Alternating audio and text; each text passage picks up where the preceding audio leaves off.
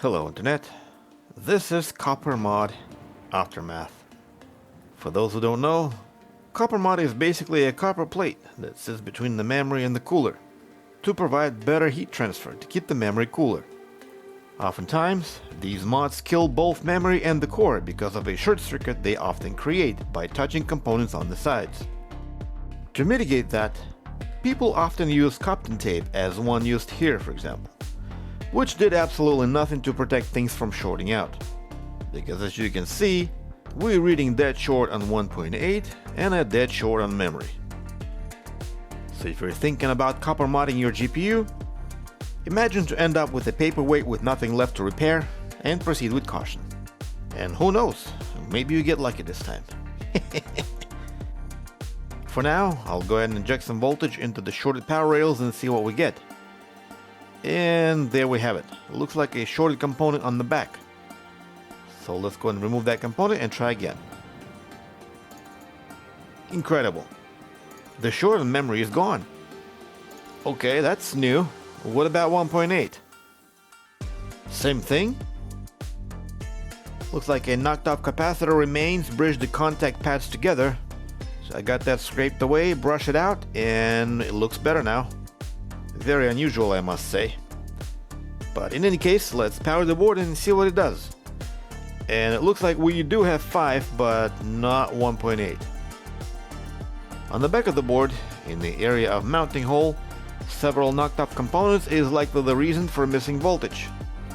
And unfortunately I cannot work in these conditions. I need somehow to remove all that garbage off the board so I can work on it.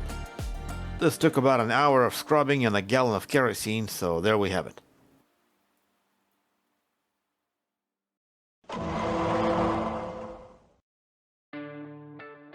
Poke around with the multimeter. It looks like the VCC, or the voltage powering the buck converter, is missing. It should be 5 volt, but there's none. I find 5 volt coming in here, but after that, it's lost somewhere because the 0 ohm resistor that was supposed to connect 5 volt supply with the buck converter is simply gone. So let's put it in and see if that helps.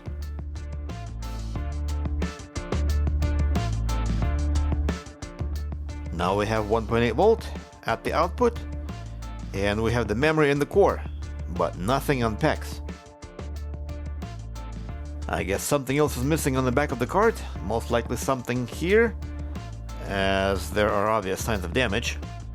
And what complicates this repair even further is that I do not have a diagram specifically for this card, so I'll have to look at a few that use the same buck converter and see what components connect to what pins. And by process of elimination, figure out what components should be on the board and where. This process does take a little bit of time, but in the end, the result is the same. We now have PEX. Okay, let's boot the card and see if it posts. And it doesn't. Most likely reason for that is thermal paste making its way under the memory chip and the core, or by the rough handling of the card, as the missing components all over the board suggest. Who knows? Either way, the memory test says we have a pass, yet it does not post. So I'll clean the HDMI port and try again. And we still have no picture.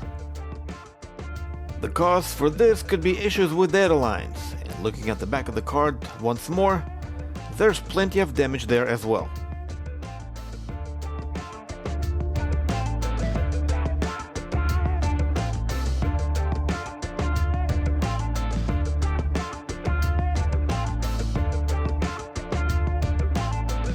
Confirm the fix with the data line tester and boot the card. Still nothing. Now let's run the memory test again, and now we have errors on E1, which is this chip here, near the PEX area where most of the components were ripped off on the back of the board that we had to fix earlier. Oh well, I guess we're gonna have to take off that chip and the core, reroll them both and see if that helps.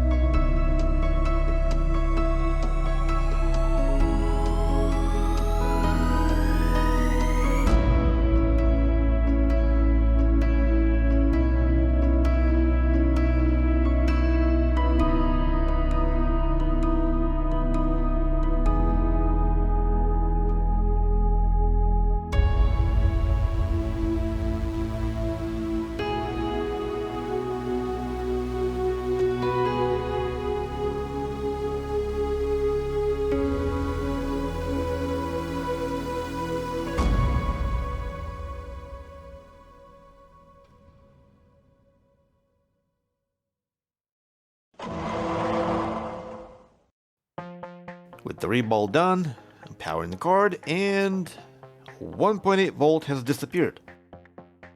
The VCC voltage we fixed earlier is no longer there. But so is the 12 volt. That's when I noticed that the second power cable wasn't attached, so after reattaching it, all voltages come back, so we boot the card and nothing. This time, the memory complains about the adjacent chip, which is to be expected given the amount of thermal paste had got under them. And since I want to save some time here, instead of reballing the original, I'll just put in another chip and see if that helps.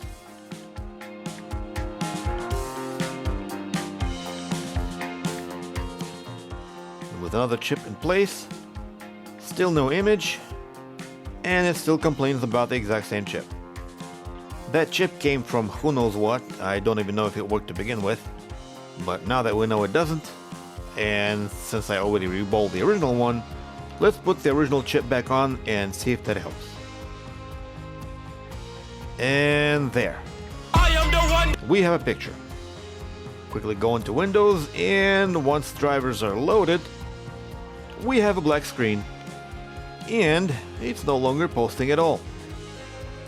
I'll clean the HDMI port and try again, but that did not help.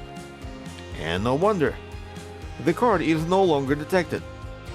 I guess the reason for that was the solder blob that leaked from under the mask and shorted the data lines, causing all sorts of issues.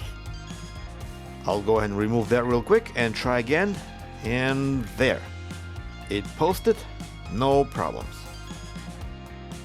Now I can rework the same area again to get it fixed once more, clean up the rest, apply new pads and paste, put everything together and making it look as good as possible, including this I/O shield, and there we have it. A perfectly working 3080 with a perfectly overheating memory. Exactly what you would expect if pads were chosen incorrectly. So let's put in the thicker pads, and there we have it. A perfectly working 3080 with perfectly cooled memory. This is as good as it gets, and there's no need for copper mod. Just need someone to replace thermal interface correctly, and that someone is usually this clown. In any case, if this video was entertaining or educating, please consider posting a comment, clicking the like, and subscribing for more repairs. Goodbye.